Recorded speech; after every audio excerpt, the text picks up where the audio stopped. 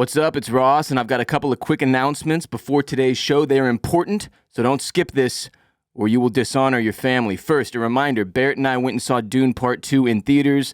Then we recorded an hour-long discussion and review of the film, which is available for you to enjoy exclusively on patreon.com/oysters, clams, cockles. And you may be thinking, I would love to enjoy that discussion and review of Dune Part 2. You can, and it won't cost you a dime. Right now on patreon.com/oysters, clams, cockles, you can sign up for a 7-day free trial. That's 7 days of membership for free and enjoy our entire discussion and review of Dune Part 2 in either audio form by joining the Clam Fam tier or have video as an option by joining the Mollusk Militia tier. In addition to our Dune Part 2 discussion and review, subscribing on Patreon will also give you access to the other movies we've discussed and reviewed over the years, such as Oppenheimer, Once Upon a Time in Hollywood, Parasite, Interstellar, Joker, Casino Royale, Tenet, 1917, Ex Machina, Saltburn, The Talented Mr. Ripley, and more. You can see all the movies we have discussed and reviewed by clicking on the Movie Club collection of our Patreon. And of course, patreon.com/oysters, clams, cockles is also home to our entire companion podcast for every single episode of HBO's classic crime drama, The Sopranos, along with our weekly bonus coverage of Shogun, as well as bonus coverage for House of the Dragon, Succession, The White Lotus, The Last of Us, Foundation, Silo, and True Detective Night Country. When you join, you immediately gain access to our entire backlog of ad-free premium content. We're talking years and years of OCC you have never heard or seen if you've never been on our Patreon. And again, right now, it's completely free for you to join for 7 days, and then it's just $5 per month for the Clam Fam tier, or $10 per month to join the Mollusk Militia, where you also gain full access to video of most episodes if you're a YouTube watcher and you want to go that route, plus the Mollusk Militia exclusive hotline for a chance to be featured on the show, and the Mollusk Militia exclusive Discord as well. All of this while supporting your favorite podcast. What a deal. Act now, as this 7-day free trial won't be available forever. Also, we appreciate you being here with us to enjoy Shogun, and remind you that we started off as a Game of Thrones podcast way back in the day, so obviously we hope to be your go-to companion podcast when House of the Dragon returns for Season 2 this June. Our show is available not only on all the major podcast platforms, but also on youtube.com/@oysters, clams, cockles as well, so subscribe, rate, review, comment, and share our show with those you know. Thank you very much. Now let's dive into Chapter 9 of Shogun, titled Crimson Sky. Welcome back for another helping of oysters, clams, and katanas, presented by Bolin Media. I am Ross Bolin-sama, here today with Barrett Dudley-sama to digest and discuss the 9th and penultimate episode of Shogun from Hulu/FX, titled Crimson Sky. Mr. Barrett Dudley, welcome back. Yes. We're here. We're here. It was the penultimate, and it delivered on its penultimate promise, the PP, if you will. Yeah, I'm really looking forward to hearing what you have to say about this one. Yeah. I got mixed signals from our text message exchange last night. Okay. And I don't know where you stand currently. So it's more fun for me when I come in and I have literally no idea if you enjoyed it or you hated it. So yeah. Yeah, no, we can start there. No, I thought this was a good episode. I thought that this continues to be just like extremely high level TV making, you know? Like they're just doing things that are pretty that are just kind of like next level TV shit. Like high quality stuff. I mean, in a scene like the one that stood out to me from this episode is just like to set up something that is so like nerve-wracking and tension-filled, and it's just Mariko trying to leave a castle. Yeah. Like that's genius shit right there. To like all she's doing is leaving. That's it. And it's just like it's the most tense thing that you've watched in months, right? You know what I mean? So it's just like they still are executing at a really, really high level, just overall production-wise, acting-wise, everything.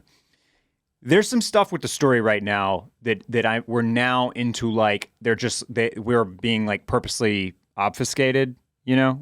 We've got the wool drawn over our eyes a little bit. Misled, yeah. We're being misled, we're being misdirected. And then obviously just to jump right to the end of the episode, I don't know why we're just like for Toranaga to now execute a plan, which I'm not sure if he had until his son died, but now he has because he's got the extra time. But now in order to enact this plan, he needs all of his best people to go kill themselves. Yeah, I don't. So that whole thing, like to lose Hiramatsu in one episode, and then the very next one we're losing Mariko, like that's kind of who's he Like- going to have left except for a bunch of plebes? Like, what? My question continues to be, but why? right. Like, what? How is he better off now Yeah. than he was Yeah. before? And like, I'm really, really excited to discuss this one today because I'm hoping you and I can kind of like Suss it figure out. some of this out. yeah. Because don't get me wrong, I'm with you. This was an incredible episode of TV. It was very, very stressful, almost unenjoyable at different times. I had to watch this one alone. My wife fell asleep, and I don't like watching really stressful stuff by myself. Yeah, I like being solo able to dolo, like right. share it. Yeah. And it was rough, man. Yeah. I hope I understand the decision to make Shogun just one season after we watched the finale, because they pretty easily could have given us 2 seasons of this show based on what we've seen so far. Yeah. And it feels like the Yeah. world would have been a better place for it. Because like you said, this is very high quality TV being made here. I tend to agree. We had a little bit of a discussion about this in our group chat, just about how this, I mean, it's a huge novel. I think it's like 800 pages or something like that, maybe even more. Ton of material, yeah. And so it does absolutely seem like they could have gone 2 seasons with it. Yeah. I'm not sure that they needed to stretch it to 3. They could have. I'm sure they could have.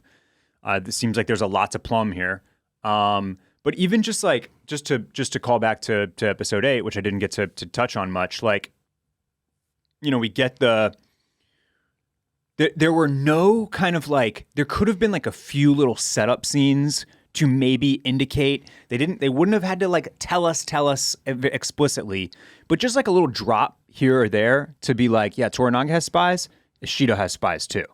And it might be that dude sitting over there in the corner. Just so you know, kind of like going in, or you at least have an idea, you can start to maybe theorize that like when it's happening that this is a performance that Hiramatsu is putting on. This is a ruse. It's the most it's the most next level type of the highest level version of a ruse. commitment Yeah. to a ruse because somebody kills themselves to pull it off. But Yeah. like, do you know what I mean? Just to have a little bit more of an understanding of why they had to do that to get to the next step of the plan. Yeah, I mean, that scene that you're calling back to, that you and I did not get to talk about last week because you were out, was probably the most complex that the show has delivered so far. Yeah, Just because yeah. you're like, not only are you asking yourselves, like, wait, how are they better off because of this? And like, how does this function? And frankly, you watch that scene, you're very confused by it, right? I watched it 2 more times before I was like, okay, he definitely was, like, obviously Toranaga gives us that line at the end of the episode to Mariko where he's like, Right. my friend Hiramatsu knew his duty well. Yes, And, he like, it was- essentially, right, it's not until the conversation with Mariko where That he it's essentially confirmed, yeah. confirms that this was a part of the new plan. And then he's like, they have to think that I'm actually defeated. But then there's no explanation for how they're going to think that. And then I'm Or how they're expecting gonna like, know that. okay, well then we're going to see clearly in the penultimate episode how Hiramatsu's death pays off. And let's start there. Let's jump into episode 9 with that as like our end talking point about Sure. episode 8, because that was one thing that I was like, I better get a really good feel for what Hiramatsu's sacrifice provided in the next episode. Okay, so we open episode 9, cold open with a flashback to a pregnant Toda Mariko attempting and failing to escape the Shonai region. It's 14 years ago in the snow, brutally cold winter, and we find out she's tried to escape 3 times. She just wants to die. And Father Alvito is brought in to attempt to help her. This is where their relationship begins. Blossoms. And yeah, he's telling her that he too has experienced sadness and loss, but he believes God spared him for a purpose, and he believes God spared her for a purpose as well. Alvito gives her a rosary to hold when she has nothing else to hold on to, and that's that. Just a little more background, I guess, in case we didn't already believe that Mariko has been suffering and wanting to die for a really, really long time. She's 14 years deep into this game at a minimum. I think also a nice establishing shot for her relationship to the religion.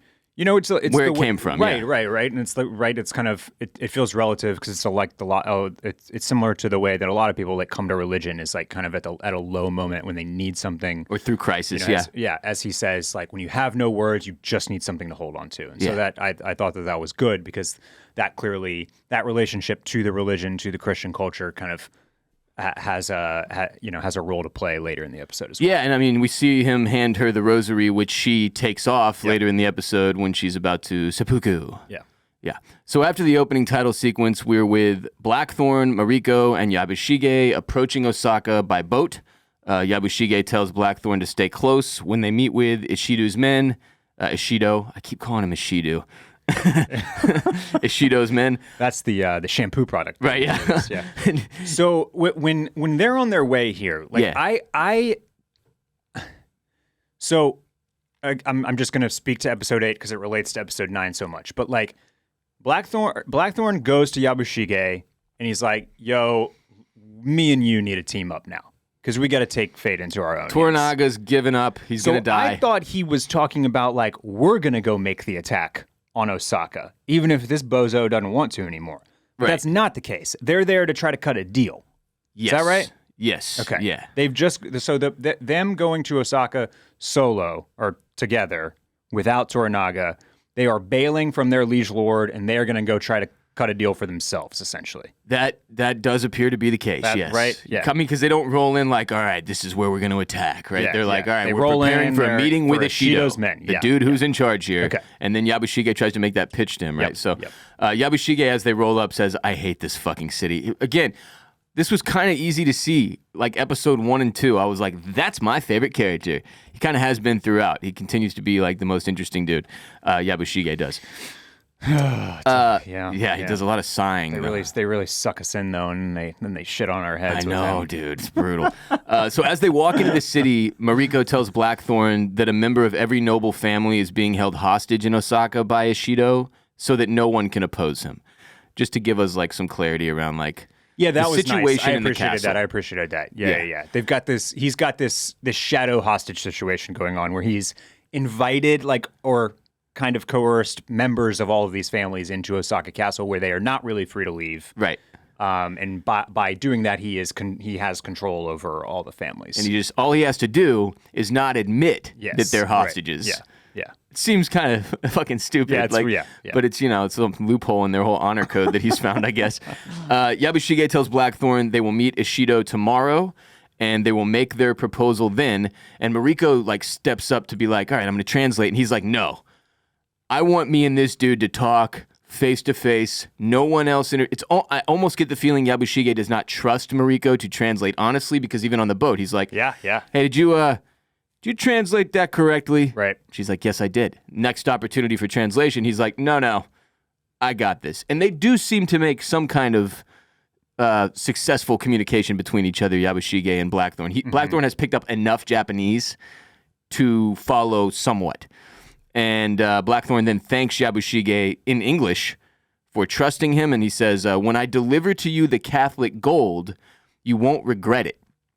Which I was like, yeah. Okay, so they clearly had a conversation off screen that we weren't privy to about, like, in addition to what they're doing here, trying to strike a deal with Ishido, it seems like Blackthorn was like, and also, I'm going to take out that fucking black ship and we'll get all that gold. I don't know. Something else that we don't know about there regarding Catholic gold and Blackthorn and Yabushige. That was I didn't understand why he drops that line in there. And also, Yabushige knows no English. So there's no way he knows what that guy No, he didn't have a clue. Yeah. He just lies. He's like, yes, of course. So Mariko meets with Toranaga's wives and gives them a message of some kind. We don't get to be privy to this message either. Just hands it to them.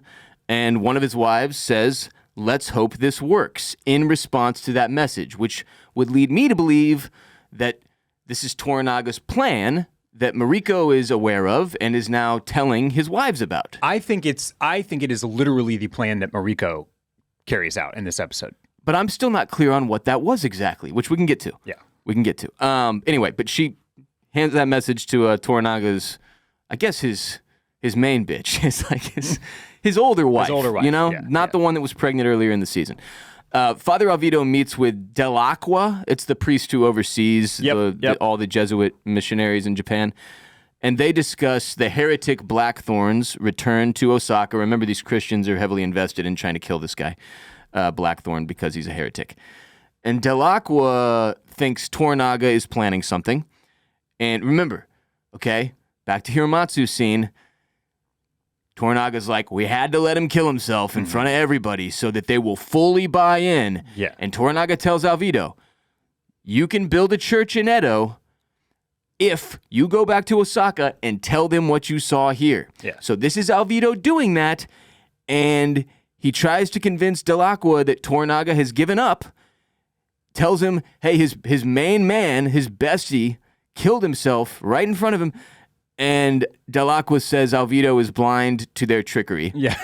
Alvito's like, this felt different. His most loyal vassal killed himself right in front of him. And Dell'Acqua's like, no, war is coming. So what the fuck? Did it not work? Yeah, so this was, yes. So Alvito having these moments where he's like, man, I don't know, his most highly touted, closest confidant, vassal, like, he's gone. Seppuku'd himself right there in the dojo, and it was wild, and this dude's definitely done for. And then, like you said, this guy sees right through it. Dell'Acqua was like, nah, war's coming. So, I don't know. Man, like, that was a lot of drama and sacrifice for this to not work at all. Maybe the priest, maybe the Portuguese, maybe they just have a little bit more clarity because they are outsiders to the culture, and so they can they're not just taking it like all like so, you know, for what it is, you know, like maybe for Ishido and for the other regents, maybe they'll hear about this and take it all very seriously because they know what it all means. But we get none of that. We get none of that in this episode. Nothing. We get no other regents or no other people being like, no, I really think Toranaga, this guy is cooked. He's packing it up because of what happened with Hiromatsu. No, there's none of that. Yeah. At no point are we given any scene that leads us to believe that Ishido or Lady Ochiba or anyone here in Osaka is like, damn, it's crazy that Toranaga's just given up. Right.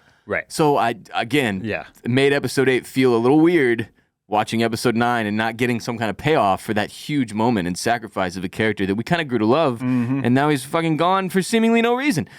Yabushige attempts to teach Blackthorn how to properly bow before they meet with Ishido, which is kind of a strange scene because I was like, didn't we cover this back in like episode 2? Well, he's also been there for like 8 months now, 10 months, whatever it is. Speaking the language. The guy's speaking the language, but his bow's not good enough. His bow's not there yet. So I felt like what he did is take his bow and make it less pronounced, like he was going too far with it. And then the rest of the episode, Blackthorn is just bowing the way he was before. So that lesson didn't seem to stick. I didn't know what that was about. Maybe somebody listening or watching can provide us with some further insights there on Patreon, because that was a confusing scene, the bow teaching scene. So they run into Kiyama, one of the Christians on the Council of Regents, right? And Kiyama says Blackthorn will soon be at the mercy of the church as a heretic. He speaks to Blackthorn in English, because a Christian, right? Been taught the language somewhat. Blackthorn kind of mocks him. Kiyama says they have enough pirate merchants in Japan, and Blackthorn's kind arrived too late. Just a kind of a strange back and forth between these two. Kiyama, when Yabushige first walks up with Blackthorn, is like, thank you for returning my hostage. And Yabushige is like, no, not for you. For the big man, Ishido. So I thought Kiyama was going to have some more important role to play in this episode. He's like kind of an important bystander, I guess, but he never actually does anything. It was strange. So Yabushige goes in, surrenders to Ishido. Ishido calls him a traitor. Yabushige offers him Blackthorn as a gift, but Ishido says the heir is, again, he's doing that whole thing like pretending like, I'm not actually in charge. I just speak on behalf of the small boy behind me who's in charge. He says the heir is not interested in barbarians. And so Yabushige is like, well, that didn't work. Blackthorn, let's go sit in the back. We're fucked. And he's like, it kind of tells him on the way, like, we shot our shot. Yeah. That was weird. Then Tota Mariko appears before this same group, before Ishido and Lady Ochiba, who's sitting, 10 feet to his left. Mariko congratulates them on their engagement. She says Toranaga is still mourning the death of his son when they ask for an update on like his journey from Edo to here. And Ishido kind of blows off his dead son. He's like, he has others, which I still took as like a hat tip to like, one of them is sitting behind you. I still think the heir is going to be Toranaga's kid. I swear to God that's coming. All right. I'm into it. Yeah, and okay, so just important context. Toranaga, end of episode 8, told Mariko, are you ready to finally perform your duty? Right. She's there now. Yep.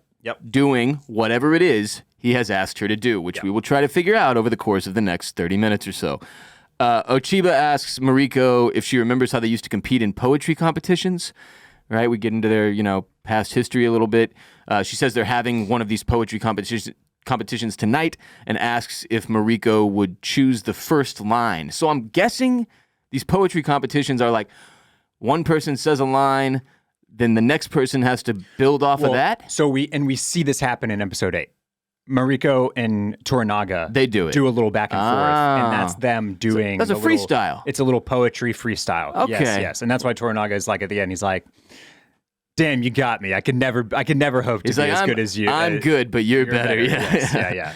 Okay, so the line she gives them to start their poetry slam later is, "While the snow remains, spoken word, veiled in the haze of cold evening, a leafless branch." That was it. Say it again.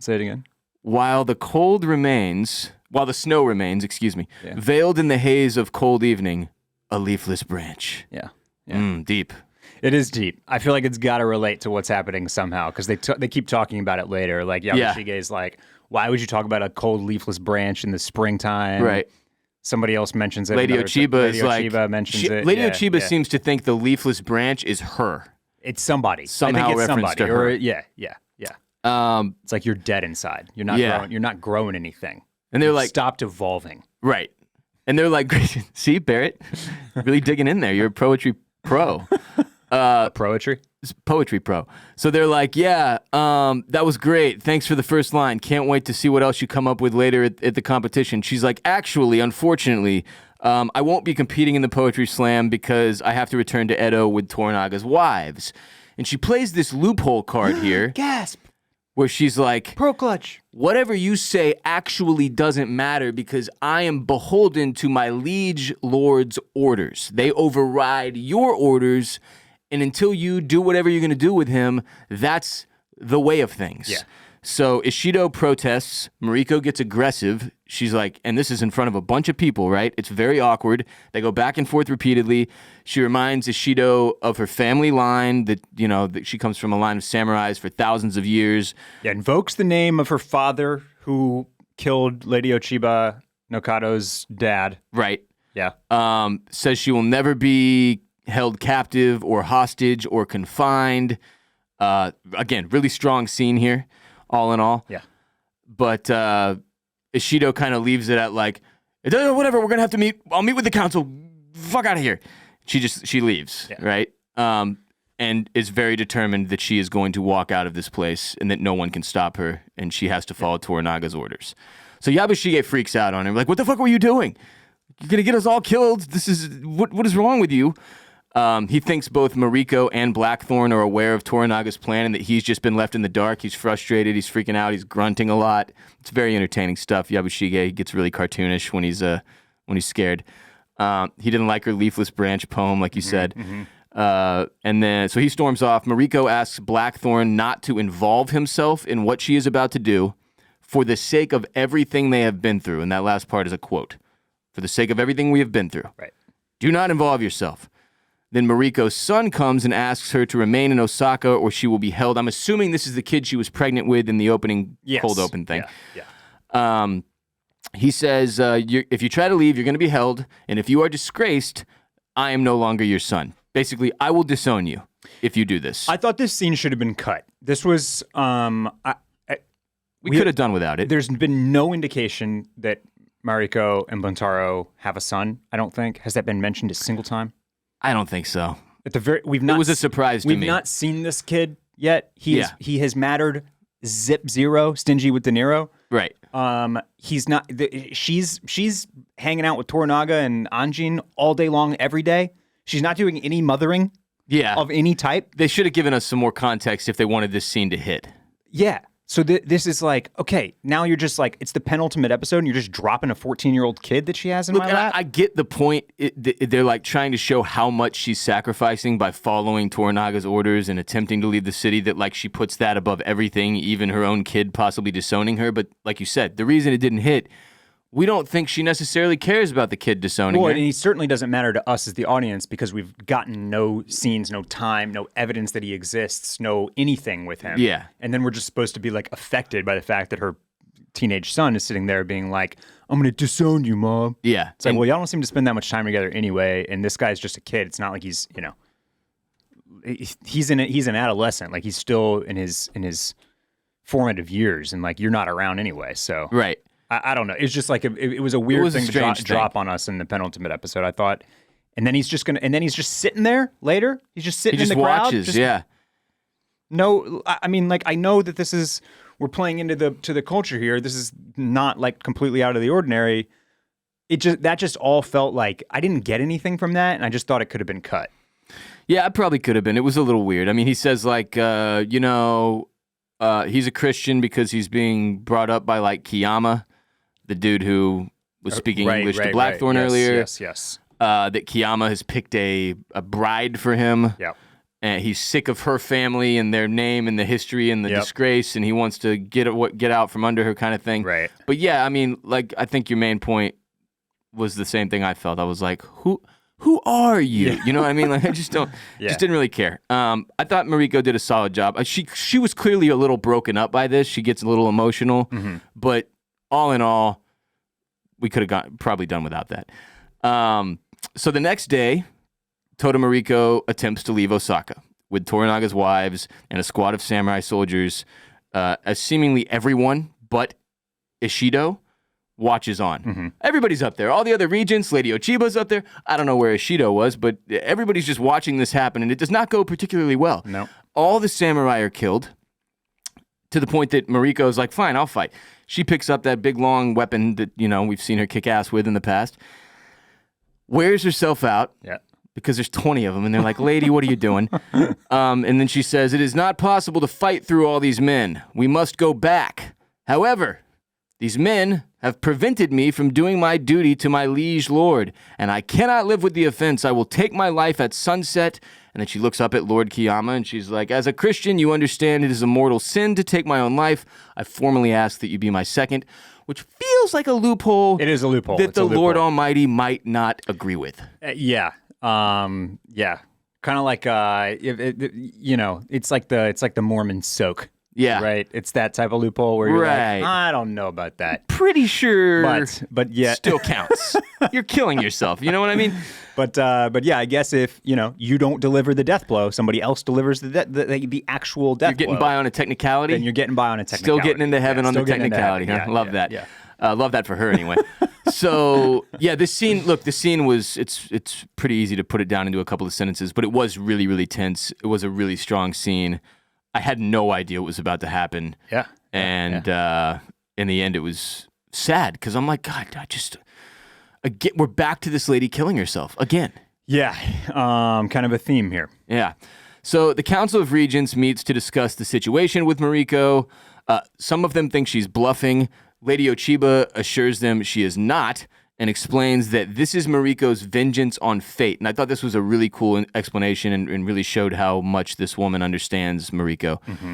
It's her vengeance on fate that she will die to be free of the disgrace that has burdened her, and then all of Osaka will be disgraced for letting her die, which seems like a problem. Like the whole fucking city would be disgraced?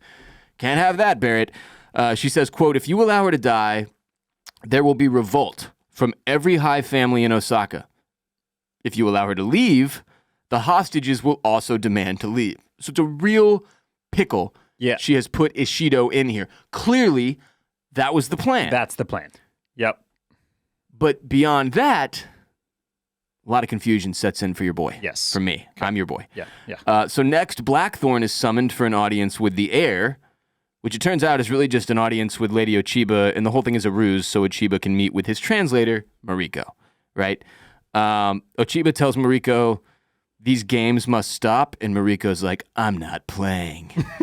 It's kind of a funny dialogue between the two of You're them. the only one that can stop the games, Yes, actually, that yeah. you accused me of playing. Exactly. So Ochiba talks about their childhood together, how Mariko was always her happiness is how she describes her. Like, this was her best friend. Yeah. They were sisters. They were sisters, yeah.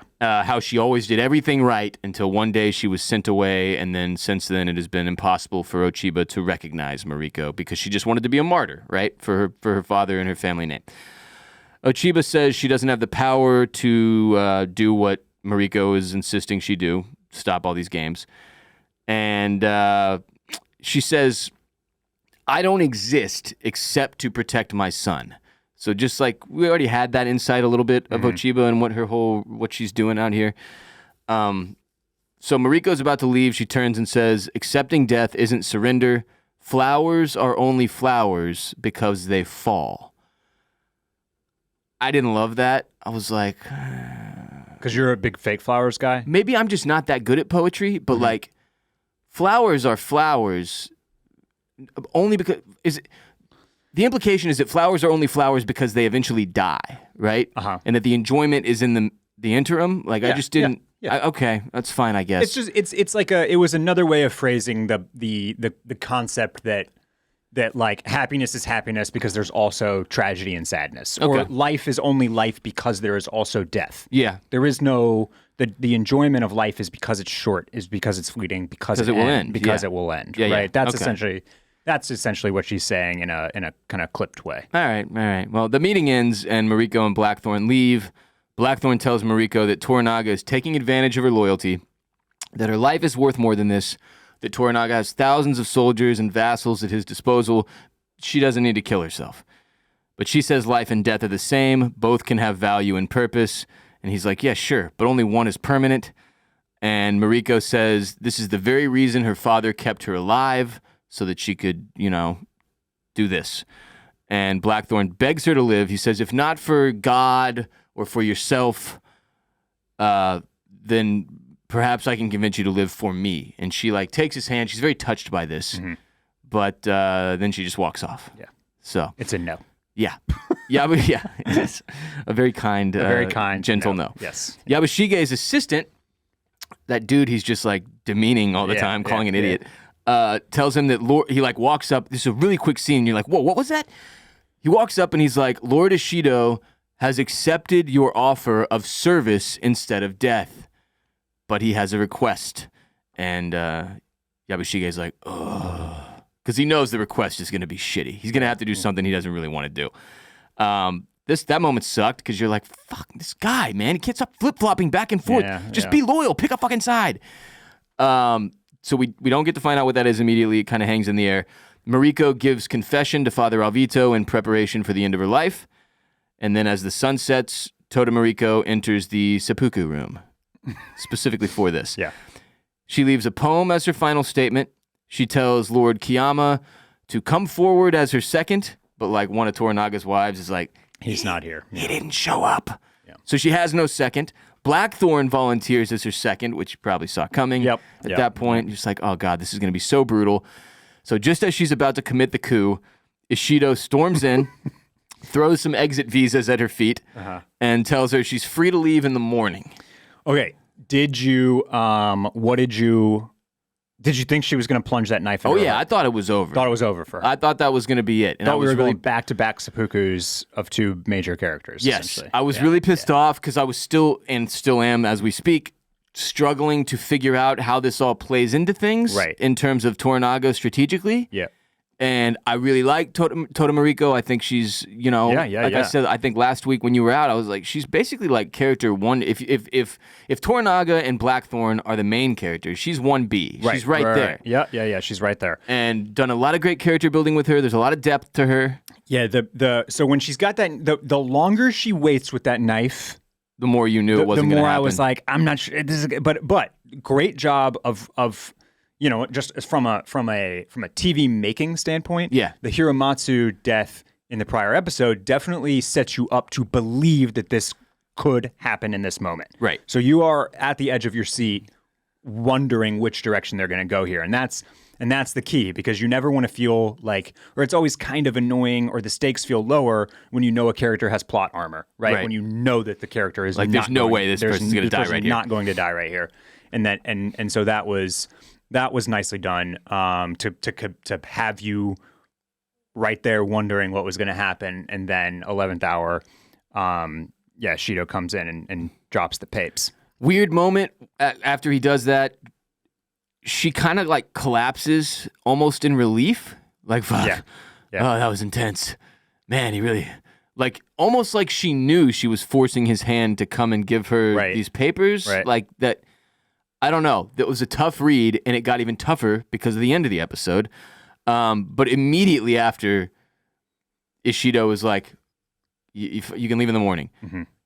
Like 3 other women in the room were like, I want to go. I want to go too. Yeah. And he's like, well, why wouldn't you be able to? You're totally not hostages, and you can all apply for exit visas of your own. Yeah. Apply for the permits. I'm just joking when I call them exit visas. I've seen Casablanca too many times. But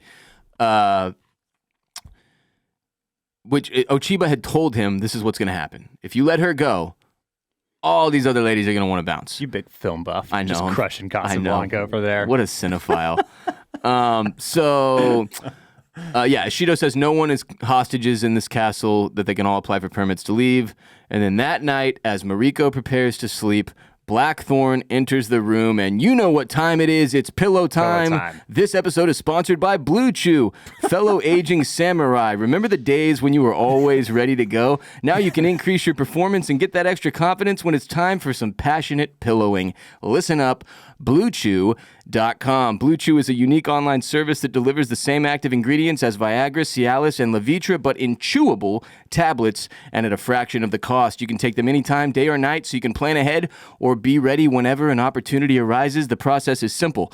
Sign up at BlueChew.com. Consult with one of their licensed medical providers, and once you're approved, you'll receive your prescription within days. The best part, it's all done online, so no weird visits to the doctor's office. No awkward conversations, and no waiting in line at the pharmacy. Blue Chew's tablets are made in the USA and prepared and shipped directly to your door in discreet packaging, I would add. I've used Blue Chew's tablets several times and personally achieved an erection harder than the rock in Blackthorn's garden. If you're looking for more confidence, if you're looking to make a lasting impression, if you're in the market for the best pillow sesh of your life, Blue Chew could be the answer for you too. Blue Chew wants to help you have better sex. Discover your options at BlueChew.com. Chew it and do it, and we've got a special deal just for the Clam Fam. Try Blue Chew free when you use our promo code OCC at checkout. Just pay $5 in shipping. That's BlueChew.com. Promo code OCC to receive your first month free. Visit BlueChew.com for more details and important safety information, and we thank Blue Chew for sponsoring the podcast, and that is how you do an ad read. That is how you do it. That was a beautiful segue. I'm a professional. Wonderful that this scene and this ad partner fit together perfectly. Just fit together so perfectly. So perfectly. So Mariko and Blackthorn share another night of passion, and it seems her life is saved, and we're all very happy about this. Very, very momentarily. Unfortunately, Yabushige then betrays Toranaga. Judas! Kills one of his men. Opens the gates to their specific area of the castle. Okay, so unfortunately, the Shogun, the Shogun runners, the show runners of Shogun, they went Dark Knight battle on us here. Can't see shit, and you can't see shit. They just dropped all the lights, and this was very, very difficult to tell what was going on. Yeah, because at first I thought Toranaga's people were storming the castle. Yeah, so I think, by the way, was it you and I earlier this season having conversations about the difference between, we were talking about ninjas versus samurai. Yeah. Well, boom, here are the ninjas. Yep, they showed up. Here they are. So, yes. They're called shinobi. Shinobi. Same thing as ninjas, though. That's tight. That's just what they call them. Wasn't that the Sega video game? Wasn't it called Shinobi? I think there was a video game called Shinobi. That word struck me as super familiar, but I didn't know why. Shinobi. I think that's a Sega game. Yeah, 1987. Yeah. It's quite the fucking throwback. 1987 video game produced by Sega. Good memory on this kid. Okay, so this is Toranaga's section, nobody else's. They're not taking out anybody else, right? Because at first I thought that they were going in for all the families. Like they were like Full wipeout. All these people that just asked for their permits, we're just taking them all out. Right. But I think this is just Toranaga's zone. Yes. So it's his men, it's his samurai, and then they're obviously going for Mariko. I think so. But yes, that part was difficult to tell. But Yabushige has opened up the gates. He is the Judas. He is the Judas. Yeah. He is the traitor. He is letting all of these people in to take out essentially everybody here. Nobody is off limits. And it was just odd because, like, look, Ishido controls the whole city. Right. What is there why did he need Yabushige was my question. I was like, I get it. I get that Yabushige was going around and like taking out some key guards. That's it. I think that's it. Okay. It's just, it gave them just easy super access. easy access, super easy entry. So they can get in, get out. Get in, get out. Nobody can prepare. There's no like, they don't have to kill that one guard who like screams bloody murder and alerts everybody to wake up and right. and start scattering or whatever. My question here is how is this flipping the script? How is this helping Ishido? Right? Because what they didn't want, the two options previously presented were bad. Either Mariko martyrs herself and kills herself and everybody is mad and there's a revolt because they didn't let her leave. Or they let her leave and everybody else has to leave too and then they lose their leverage. Right. So, but how is this any different than Mariko killing herself? Big question. Isn't everybody going to know that Ishido did it? That Ishido did this? So my read is it was like in the Mafia when they're like, we don't want to use our own people for this. We're going to contract this out so that no one can actually connect it back to us, even if it's a little obvious who it was. There's no way to connect it to us. So he went with the shinobi, with the ninjas. It's not like his samurai running up in there with their, Ishido clothes on. It's these random ninjas so they could just be like, oh my God, what a shame. But everyone in here is dead. What happened? So, okay, right. So that was my read anyway. Well, that's kind of where I landed too. Like, I guess they're just going to do this with the shinobi, dead of night. Everybody's wiped out, and then they're going to wake up in the morning, and they'll at least have, like, they can shrug their shoulders and be like, I don't know what happened. Like plausible deniability, right. Yeah. And that will... But that seems so fucking dumb. And that will instill the fear back in everybody to not leave and to not revolt. Fall back in line, yeah. I guess... If you apply for those permits, you're dead. You're dead. Yeah, right. Right. But it was so confusing to watch unfold because it was like, are they only killing soldiers? Because they give us a very clear cut scene where one of the assassins like leans over and is like, nope, that's a woman, and moves on to the next. Doesn't kill. Oh, is that right? The woman, yeah. Oh, I thought they were just murking everybody. Nah, they were picking and choosing. It seemed like only the soldiers were being taken out. Again, I could not see very much. Yeah, I had to change the brightness on my television just to like get a clear cut view of what was happening here. But yeah, so like Blackthorn and Mariko, they wake up, fight off some shinobi. Mariko, he's like, Blackthorn's like, who the hell are these guys? She says, they're the shinobi, which I Googled. And it's the same thing as a ninja. She says, they came from me. Yep.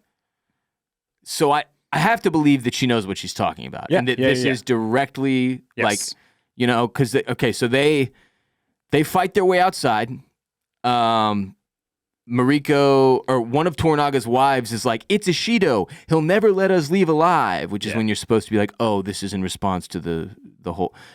What I guess what I don't get is like, why the whole song and dance from Ishido? Why give him the permit and then that night send in all these ninjas? I guess that's his way of making it look like it wasn't him. Like, I just gave them permission to leave. Why would I then kill them? That doesn't make any sense. You know what I mean? It's just like, he already has such a grip on this whole area. I don't know why he's concerned with the optics at this point. Same. That's confusing. It seems like this could still lead to a revolt from the high families. Right.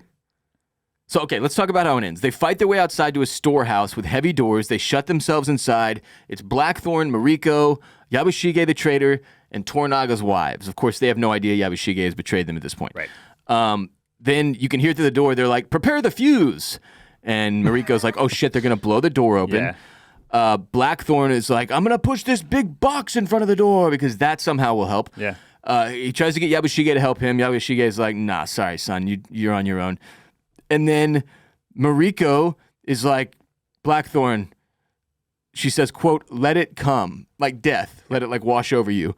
And then she just puts herself in front of the door, stretches her arms out, and she says, I Akechi Mariko protests this shameful attack by Lord Ishido, and by my death, and then boom, door blows out. Explodes, they give us a shot of like her body being thrust forward, right? Yeah.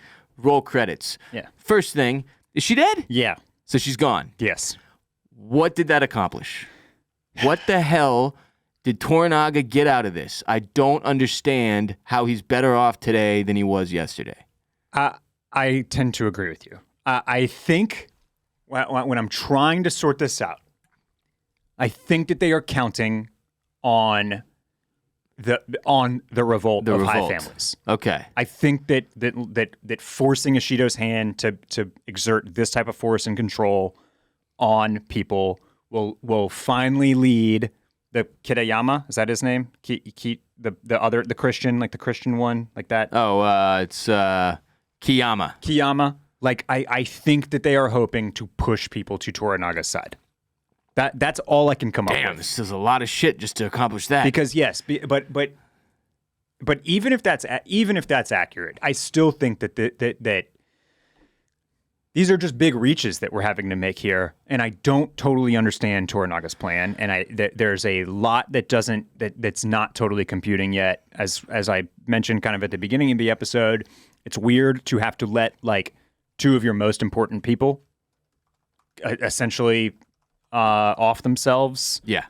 So, but I guess he is hoping that that because they are important people, because they are high-ranking, significant individuals, that this will lead to people kind of throwing down the gloves and being like, all right, enough. Like, we can't let this dude roll over us this.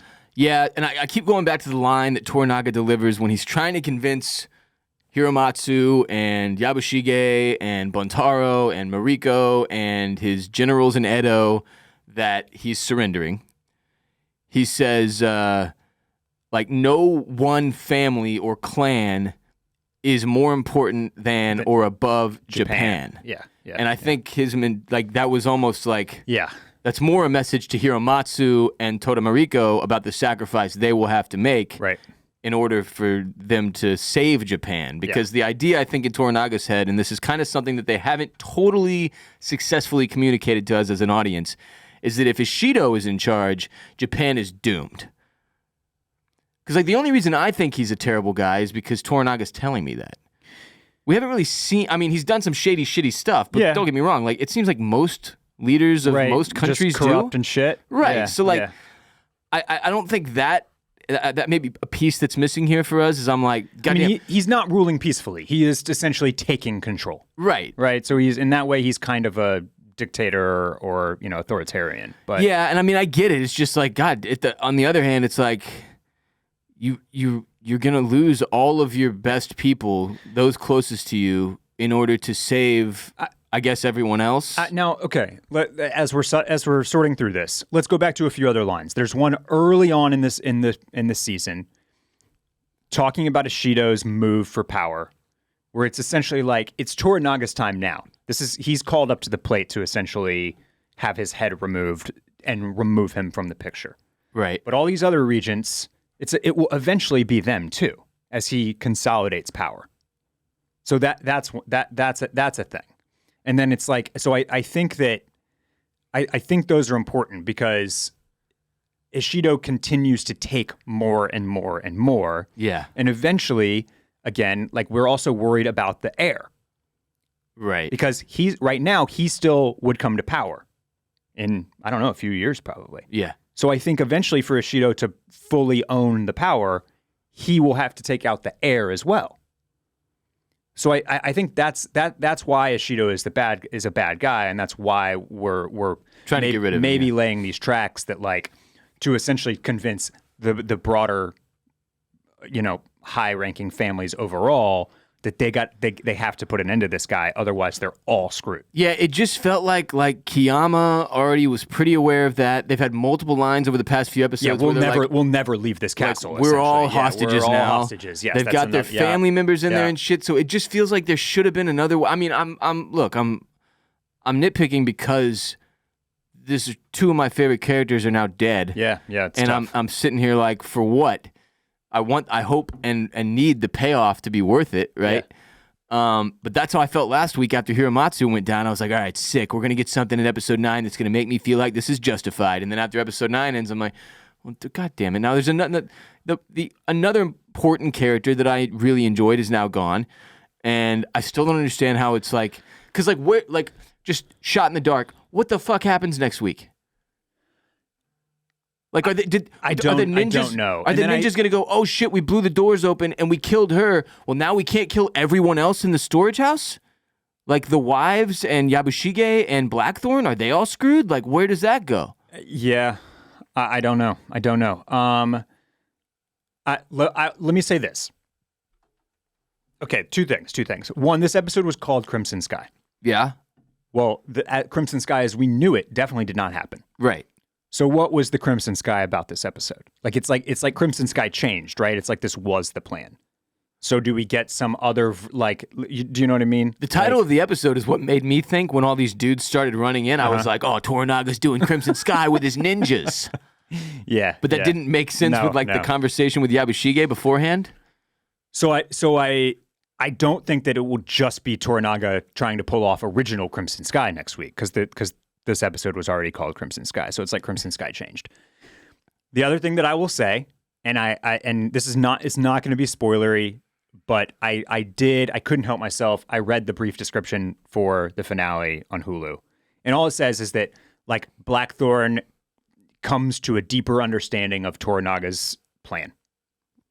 That's not helpful. But at least I hope so. But at least we. Does that mean we will? Yeah, I'm throwing that out there because as a ray of hope. Because at least the show seems to be indicating that that's where we're going next is for the plan to finally unfold and come to fruition. To come to fruition in this final episode, which again, like people are probably saying, yeah, duh, Captain Obvious. It's the last episode of the show. Well, yeah. Hopefully, we would understand the plan by the end. But I think that.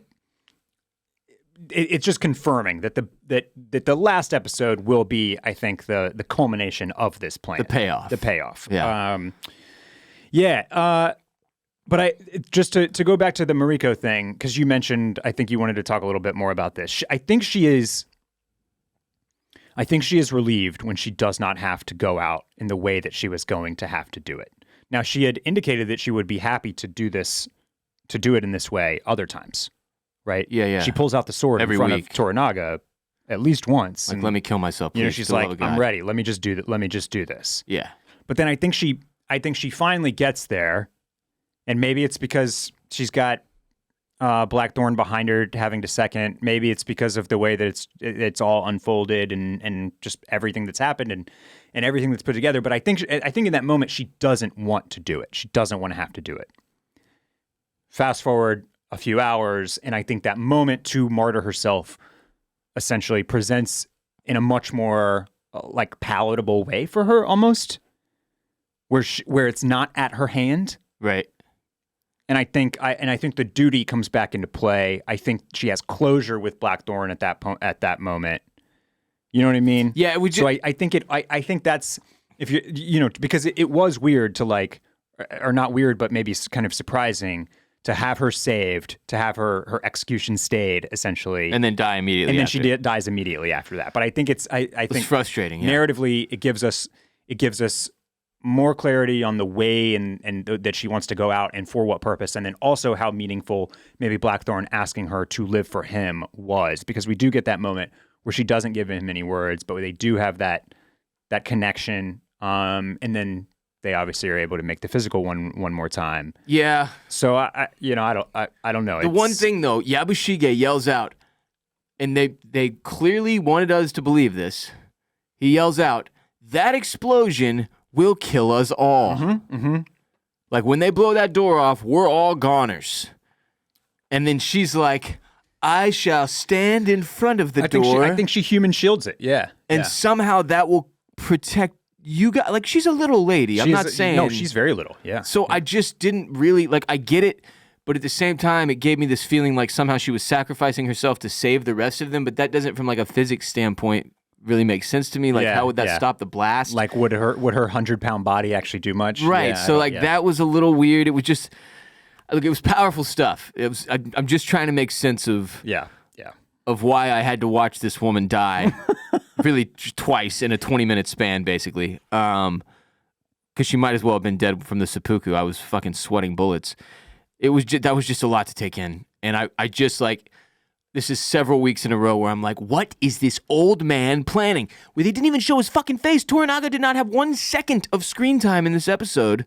Yeah. And yet all of this is happening on his behalf. And it was a lot, man. It was so confusing. And like, some sick part of me is still hoping that like after Toranaga wins, which he very fucking clearly will, that Yabushige still ends up on like his squad.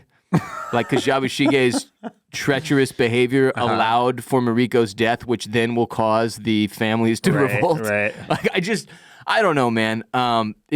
I fully expected, like I said, I think in like week 3, I was like, man, I didn't think we'd get to like battle scenes until the very end, and I think we're gonna have like a whole bunch of battles. Well, we haven't. Like, not like classic, No, combat. It's been all more chess moves. Yeah. So I don't know if we'll get any like full blown army on army battles. I don't know if that's because what's the setup for that next week? So yeah, I'll say this for this show. It does a really good job of leaving me in a place where I have no idea what's coming next, where I do not know what to expect with the opening scenes of next week. I do not know what to expect with the finale on the whole at all. The only thing I expect is that Toranaga wins. Because otherwise, if this show ends, episode 10, and Toranaga loses, and it's just been me watching his entire line and everyone who served him die and suffer, that wouldn't be a very fun TV show. Yeah, I'm with you. I expect that he does pull something off, but I kind of expect it for a different reason, and that's because like episodes 1 through 4 are essentially like, this dude is 40 steps ahead of everybody. He's the master of trickery. He's got spies everywhere. That's like the whole setup for the show. He doesn't lose. Yeah, and then the next 4 episodes are like, this guy has lost it. He's getting the shit kicked out of him. The mojo is gone. He's surrendering. He is now a coward. He's got no moves. He got beat. And then finally, like his son dying, like gives him a little bit of leeway. And he's like, shit, I got it back. I got something cooking. Yeah. These 49 days have bought me exactly what I needed. I'm back in the saddle, baby. I love it when a plan comes together. And so if now this plan is just a flop, that would be all lame. his best people had to kill themselves essentially, and he loses. Then what? So this dude wasn't the master of trickery. He was kind of a dud from the beginning. The whole show was a lie. What did we just watch? Right? Yeah. That's a very good point. So I do think his plan at least needs to be like almost successful. Yeah, well, I guess we'll see. What do you think happens to Blackthorn? Think he stays in the Japans? He's got to. Yeah, especially after that scene where he like finds his men and he's like, y'all are dirty as hell. Yeah. I like it. I like my fresh clothes. They just cannot help themselves with those scenes, or maybe it's just not possible, but like those scenes are just like ripped out of Pirates of the Caribbean. Like that dude has a face that is in Pirates of the Caribbean. Yeah, 100%. I mean, I don't care how many times Blackthorn or anybody on the internet says they're not pirates. Those are pirates. Those are pirates. Those are pirate merchants, okay? Anyway, Barrett and I will be back later this week, tomorrow, I guess, on patreon.com/oysters, clams, cockles, taking hotline calls from the Mollusk Militia and further digesting and discussing the penultimate episode of Shogun. Remember, we are available on all the major podcast platforms, but also in full video on youtube.com/@oysters, clams, cockles for your viewing pleasure. Please subscribe on YouTube. Throw us a like. If you're here on YouTube right now watching, subscribe, like, and comment if you would. It means a lot. Ask a question. Tell us something we got wrong in the comments. Do whatever you need to do. Shout out to everybody watching on YouTube. We appreciate y'all. For more from me, Ross Bolin, follow me at WRBolin, WRBOLEN on X, formerly known as Twitter, and on the gram, known as Instagram. Check out the Ross Bolin podcast. Mr. Dudley, where can the people follow you and keep up with the things you do? I'm on Instagram. I'm on X, at Barrett Dudley on both of those platforms. At Barrett Dudley. Go to bolinmedia.com/shop to grab yourself some merch. Thank you for being here today. Thank you for listening. Thank you for watching. One more episode. Really looking forward to Patreon this week to get everybody's reactions and also hearing from y'all on social media. Holler at us, tweet at us, DM us. We love hearing from y'all. We'll be back next week for the finale. Until next time, I love it when a plan comes together.